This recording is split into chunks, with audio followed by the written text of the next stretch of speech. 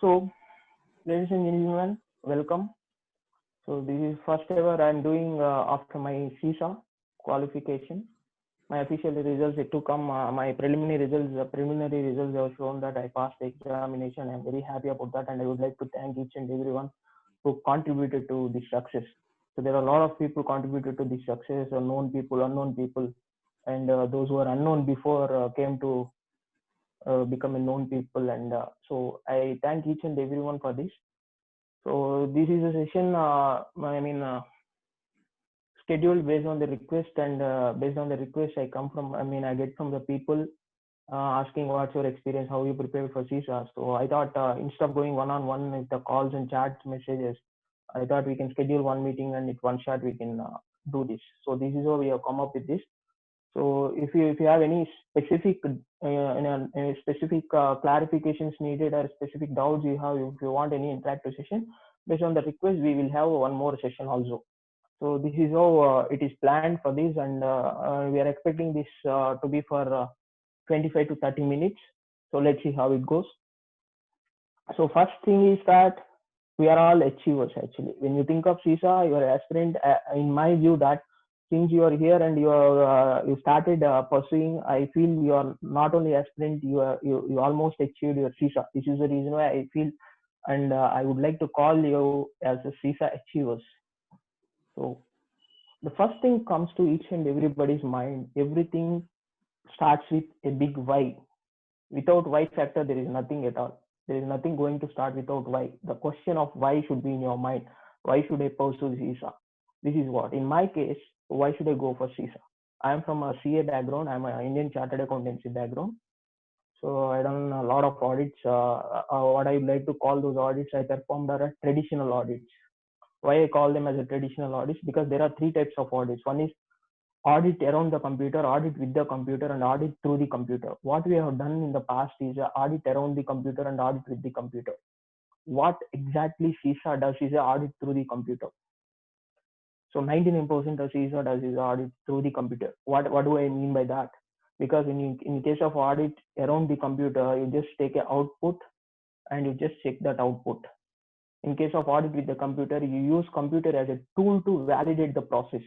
That means you are not validating entire logic of that particular software or the particular system or computer. So you use another tool to validate that logic. Here in the case of audit through the computer, you are not checking just the output of that. You're just checking the logic of that. That means if the logic is correct, how many transactions ever are going to be given by that particular system or computer is going to be correct. If suppose the computer is producing 1 lakh transactions in a year or 1 crore transactions in a year, if particular logic is not correct, these 1 crore or 1 lakh transactions are not correct. So instead of checking 1 crore transactions on a sampling basis like one by one, you just go and check the system logic, and it is very much assured that your system is doing the process correct. So this is how. And when I was doing traditional audits, I was thinking of this audit through the computer. Why we have to check? When we were doing audits, we were given a lot of vouchers in our hand, and we use Excel sheets to calculate the data amount. Data to calculate. Amounts, everything. So that is what we were doing. Instead of that, why should I go for checking the logic itself? That's the kind of thought I had when I started off with my traditional audits. That is how my interest for CISA has gone. In fact, when I was doing those audits, actually, I never know actually what is the full form of CISA, CISA, Certified Information Systems Audit. I just heard about that, and it is going to deal with information systems auditing. That's it. After that, I came to know about this, and this is how I started off. So basically, I'm from audit background, and I wanted to pursue my career in information systems audit. As I said, instead of checking the output, we can just check the logic. If the logic is correct, output is going to be obviously correct. So this is how it is going to be. That actually has taken me to this particular domain. Coming to preparing for CISA, how I started preparation for CISA. My preparation for CISA actually started more than 1 year ago. Actually, I cleared on September 13th of this year, and 2 days back, 3 days back, only I cleared my CISA examination. But actually, my preparation for CISA has actually started more than 1 year ago. No, when I say 1 year ago I started, I am not asking you to start 1 year before or after 1 year of preparation only you write your examination. I'm not saying that way. In my case, what exactly happened is that I was doing a preparation in bits and pieces. I was just reading whenever I find a free time, whenever I feel like reading a book. So that kind of thing was going on. But I don't suggest you to do that way, and you should not do that way. When you sit for examination preparation, you have to do it entirely. You have to be dedicated to that. So when I started off with that, I started off and I possess including audit background because I am from audit background, including audit experience in a traditional audits, and here and there I have seen some couple of system audits, but I don't call them to be considerably like more. I mean, even a working knowledge is also not there in that. So after that, I was introduced to information security role. There, I was very passionate about that, passionate about the security because security is ultimately very important. So there, when I was exposed to that, I have more than 1 year, 3 months experience in that particular role of information security. How do you protect the information? How do you maintain documentation relating to the security of the information? All these things I have seen. Even now, I'm in that role only. So when I started preparation, I was doing bits and pieces. I was googling around CISA, and I was knowing, as everyone goes to other sources. So I have gone to other sources. I prepared and I got a snippets of a CRM, that is CISA review manual. I prepared with that, and after that, everyone takes, I've taken mock tests out of CISA website and CISA manual. I mean CISA manuals. So after that, I proved that okay, I'm good to go with CISA. That actually proved confidence levels in me that I'm good to go. Then I slowly started reading CRM, that is CISA review manual. That is where my headache started actually. Why headache? Because CRM is the one. It's very concise but very clear. In initial readings itself, you cannot understand entire CRM. That is the problem actually. Because I'll tell you why. Because see, there are 5 domains in a CISA study and that CISA review manual. There one domain one is talking about information systems auditing. Domain two is talking about governance and management of IT. Domain three is talking about system development and acquisition process. And domain four is talking about IT operations management and business resiliency. Domain five obviously is talking about protection of information and information assets. So when you see that each and every domain is a different field of study, it's a separate field of study and separate field of work. If you have to keep all these things together in 800 pages module, it is very difficult. I don't say it is impossible. If it is impossible, the CRM would not have born. It is difficult. When it is difficult, it has to be achieved at any cost. In that case, what has to be done, instead of giving it in a spoon feeding manner, the crystal clear point has to be given in a CRM. That's a review manual. That is how actually CRM has born. You know, 800 pages, 800 and odd pages will be there of 5 domains. That means hardly for every domain it is going to be somewhere around 200 pages for one domain or 150 pages per domain.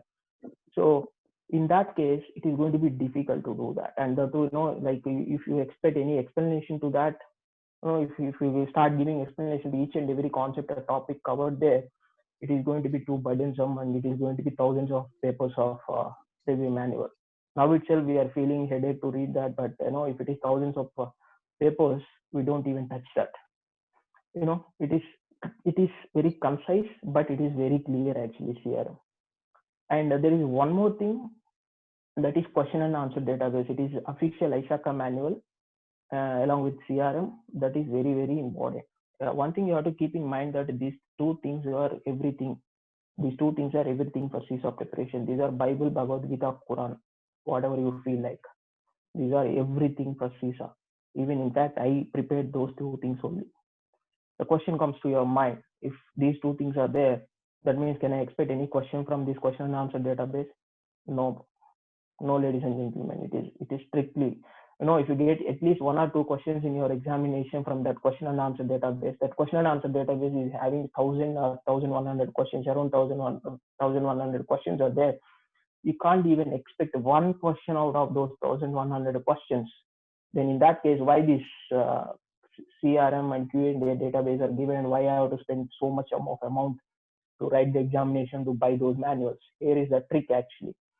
The trick is that you should understand each and every point given there. They just give a point in a concise manner, but the point is crystal clear. When the point is crystal clear, it's not a spoon feeding kind of thing. You have to understand each and everything very clearly. That comes by experience. That comes by reading same line again and again. It's like grinding the same batter again and again. You have to, when you grind the same thing again and again, you'll get new points. Instead of going to some other source, same source, if you grind again and again, you will get a new point. This is the trick you have to know.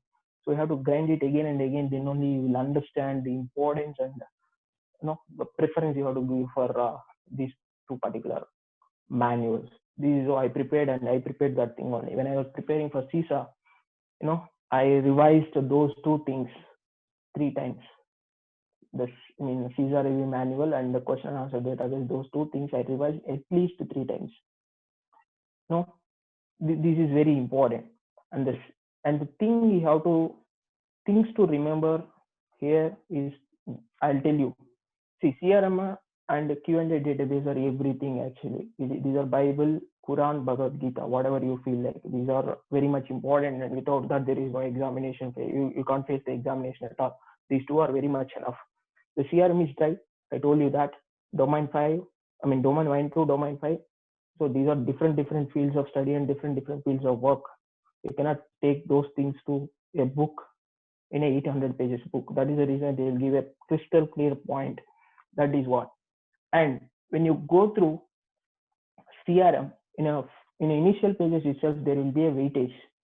The first domain is 21%, second domain is 17%, third domain is 12%, fourth domain is something 23%, and fifth domain is 27%. I remember that, but I suggest you don't go by those weightages at all. That weightage you just see and forget then and there itself. You don't go through that weightage at all, because I'll tell you, in the examination, you don't know where this question has come from. You don't know where this question has been taken from, where this domain, from which domain this question has been asked from. If you try to judge this question, where this question is from, your 1 hour or 1.5 hour in the examination will go away. This is how the questions are framed. Clear? I think so. So then, question and answer database is enough. And the second point you have to remember is that 70-30 rule when you are doing question and answer database. What do I mean by that when I say 70-30 rule? I mean by, there are 70% of the questions in question and answer database talking about test of concept. Whatever you read in a CRM, whatever you read in a CISA review manual are going to be tested as it is, 70% of the questions. And 30% of the questions are application of the concept. The test of concept is 70%, application of the concept is 30%. This 70% is just to understand the concept, just to understand how you understood the concepts given in the CRM. This 30% is examiner's favorite area. When I say this 30% is examiner's favorite area, I don't mean that this out of this 30% the questions will be given in the examination. As I said, you cannot expect even one question from that question and answer database, but the questions will be like that. That is what I can say. So because the 30% is talking about scenario-based questions, the 30% are scenario-based questions in the question and answer database. So if you can understand this scenario-based questions, so you can develop your knowledge levels, and you can improve your skills and in attempting the answer to the question. There you will be able to face real examination question. The standard maintained in these 30% question, 30% of the questions in a question and answer database, same standard will be there in the examination. In fact, I faced the examination, and that examination same standard is given there. That is very important. We have to keep in mind when you score some, when you are practicing question and answer database. So if you score 70% or 75%, don't think that I scored 70% here and at least 55% only is needed just to clear the examination. Don't I get any 55% in the examination? I scored 70%. If you think that way, it is wrong. You will be utterly fail in the examination, because as I said, you 70% is talking about test of concept. But whereas you have to check your application of concept levels. So application of concept levels is very important. That is very important. And when you read question and answer database, don't just read question and answer.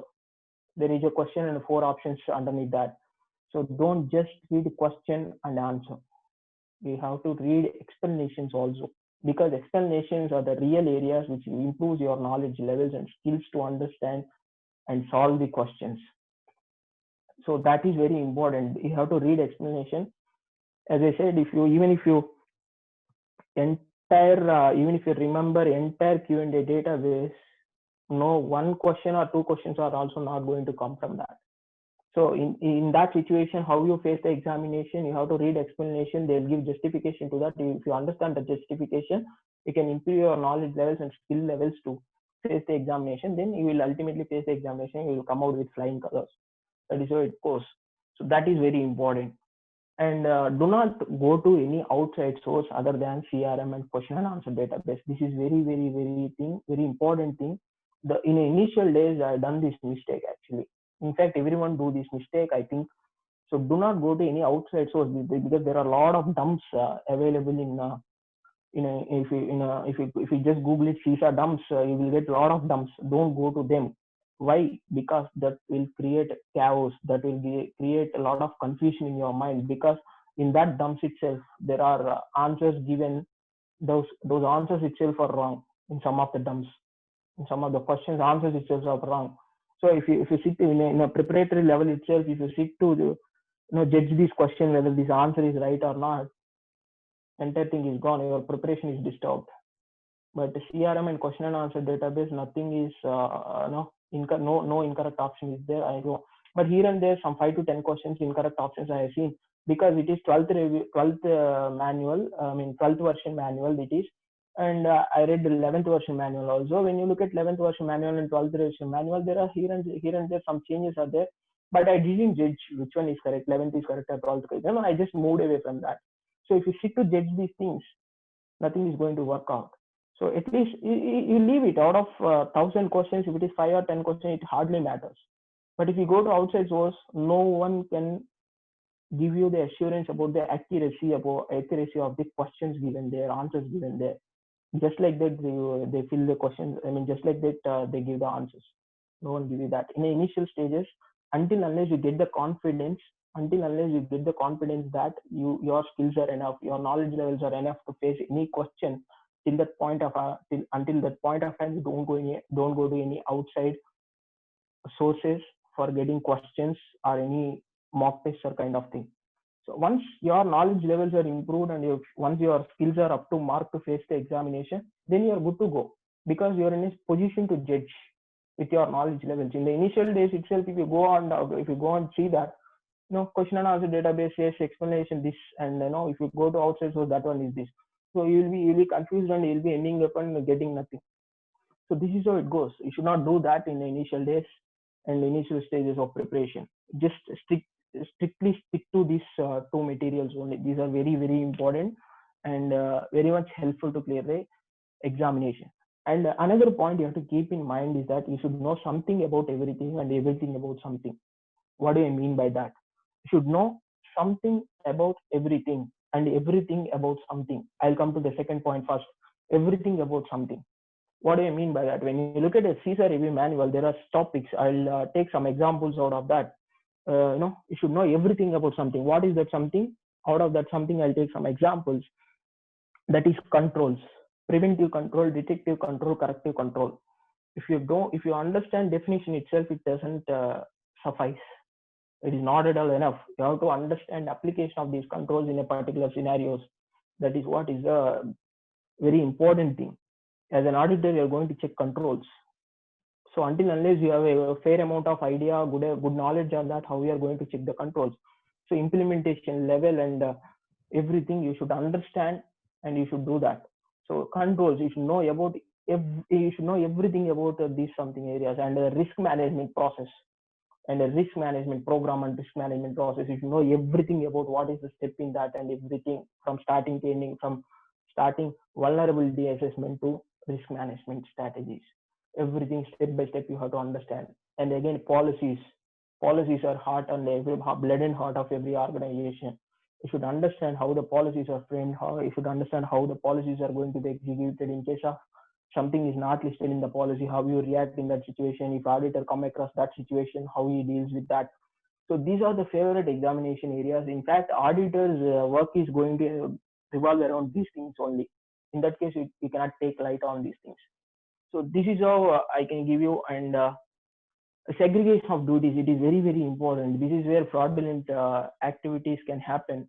To avoid that, we have to have segregation of duties. Segregation of duties, how you check that, and you have to have a clear understanding of segregation of duties. If there is no segregation of duty, how you have to implement another control to avoid a fraud or any misconduct of a particular employee or a worker.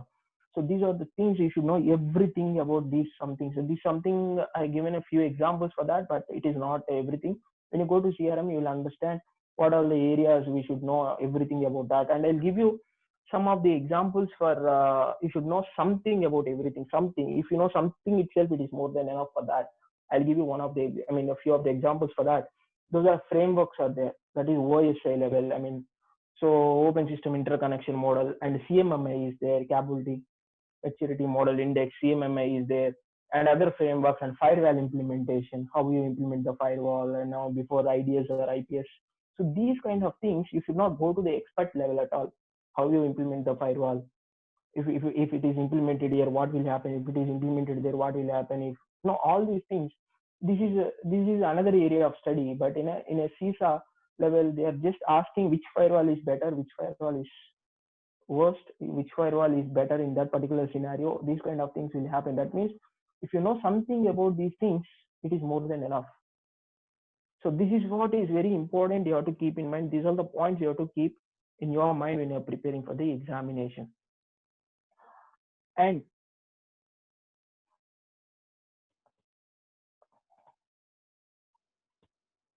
there are a lot of questions I got about remote testing.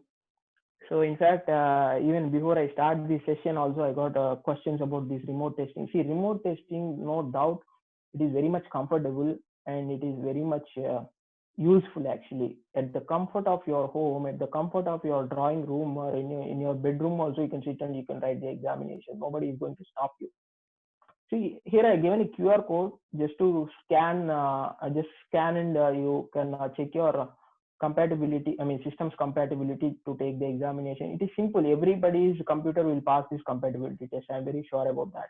If you have a Windows 7 OS, if you have Windows 7 or higher OS, and Google Chrome, and camera in your laptop working, and microphone should work. That is it, over. And you have a stable internet connection. You need not to have any Mbps connection at all. Even if it is kbps speed also, kilobytes per second also, it is more than enough, and over and above the limits. So you can take the examination. I'll share my remote testing examination experience.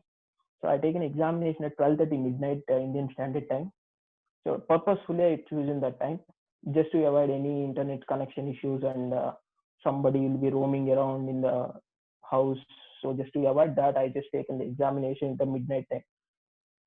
So my experience is really good actually. I never thought of this kind of a friendly environment, and a comfortable environment for remote examination. And one more thing, when during the examination process, they are watching bit by bit, and it's one-to-one proctoring is going on, one-to-one invigilation is going on. So there is a person sitting and monitoring us minute by minute and second by second. I'll give you one instance.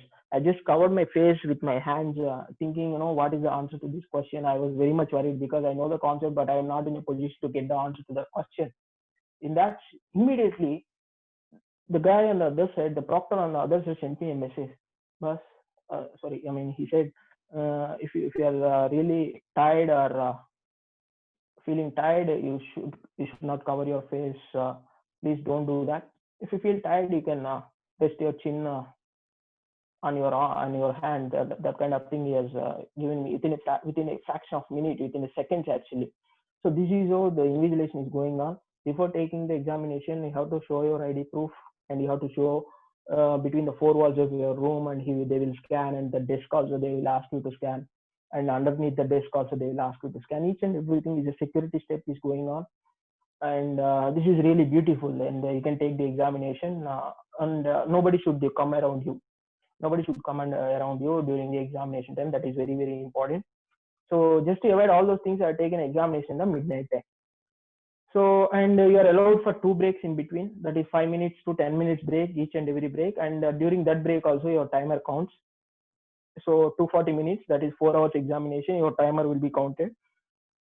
So he'll just pass the examination. Once you take the break and come back, again the security check will go on. They'll ask you to show the room. They'll ask you to scan your desk. They'll ask you to show your ID proof, each and everything. Again, we'll start from initial things.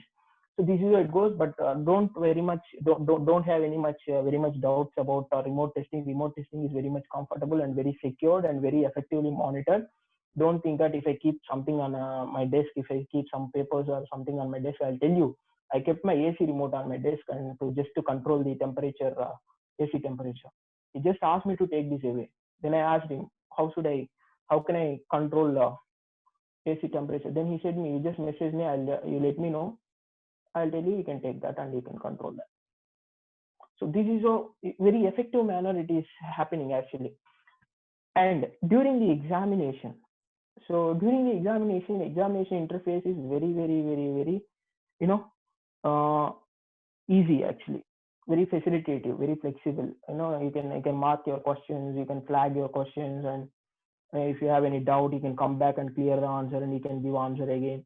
So it is very flexible. At the end of that, there will be survey questions asking about how do you feel about the examination? Are you able to solve the questions? The guy with 3 to 5 years experience can do this. Do you feel that these questions cover all the domains? So this kind of survey is there. Once you finish the examination, once you end the examination, these survey questions will come later. So what happened to me is that I finished 150 questions and internet connection gone. So there is a disconnection. So immediately within 2 minutes time, the internet connection is restored, and I started from that point of time only. Even if you lose internet connection during the examination, don't worry, your session is there. And once the examination start, once you click the start examination, your timer starts. Your timer starts and it will be running. You cannot stop it, and no one can do that. And the application will be given during that. Once the application is running, nothing will run in the background. An entire computer will be there under their control. You cannot use alt tab, you cannot use anything, and that application cannot be minimized or cannot be closed. You cannot do anything at all. Even to close your examination also you have to let the proctor know through chat, sir, or anything you can call him, gentleman or lady. And one more thing, they don't say their name, and we don't know whether gentleman or lady is sitting on the other side. They don't tell anything at all. So this is very, very useful and very much comfortable. Don't worry. And even if you lose internet connection within 2 to 5 minutes, if you can restore your connection, your session will be running and where you stopped, and from there you can take your examination forward. So these are all the things very much worrying the other guys, but seriously, it's very much comfortable. Even I felt that way after taking the examination. I'm telling you, it is very much comfortable. No worries. You just have to keep one government ID card, that is Aadhaar card or passport or any kind. And if you're coming from other country, your government recognized ID cards are accepted. So this is entire thing, and thank you so much. So this is all I want to give you overview. I think most of the points are covered.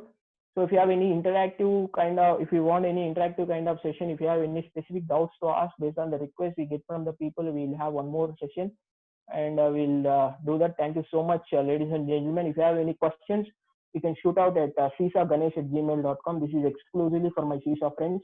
Actually, I created this email ID exclusive for my CISA friends. If you have any doubts regarding subject, if you have any doubts regarding how to prepare for CISA examination, each and everything, I'll try my best to help you out. At any cost, I'll reply you. If not immediately, I'll definitely reply you. You can even disturb me at any point of time if I am not replying you, because I'm always available at your comfort levels and at your timelines. So thank you so much, everyone. So if you have a request to make here for another session, interactive session, you just make a request. So I'll schedule that according to the number of participants, and so number of requests I get, I'll do that. And thank you so much,